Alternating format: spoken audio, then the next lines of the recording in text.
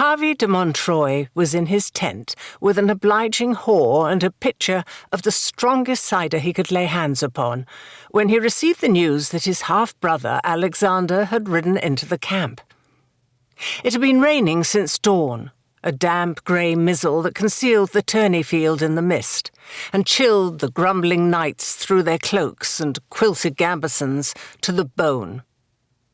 It was springtide in the world at large, but these Breton borderlands seemed to be suspended in a time of their own. Hervi would not have been surprised to see Arthur, Guinevere, and the entire court of Camelot emerge on shadowy horses through the rain haze veiling the trees. Certainly less surprised than to be informed that the youth he had last seen as a child of 11 years old at their father's funeral, and whom he thought pursuing a career in the church, was awaiting him at the communal campfire.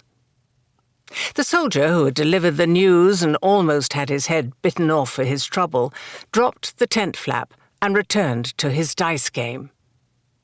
"Bones of Christ!" Hervi swore, and sat up on his straw pallet. His head swam, and he had to concentrate to focus. Raising the stone cider jug to his lips, he took several hard gulps. The young woman at his side rolled onto her stomach and regarded him through a tangle of greasy blonde hair. Hervi wiped his mouth on his wrist and gave her the jug.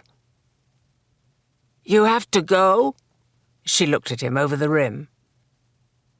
Elise was one of the many draggle-tailed women who followed the knights and soldiers from tourney to tourney, war to war, washing, cooking, pleasuring, and tending. Some became wives, others belonged to any man with the money to pay for their services.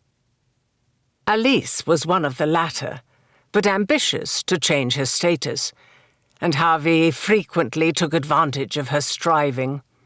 No more striving today, however. "Unfortunately, sweetheart, I do," he replied, with a mingling of regret and irritation.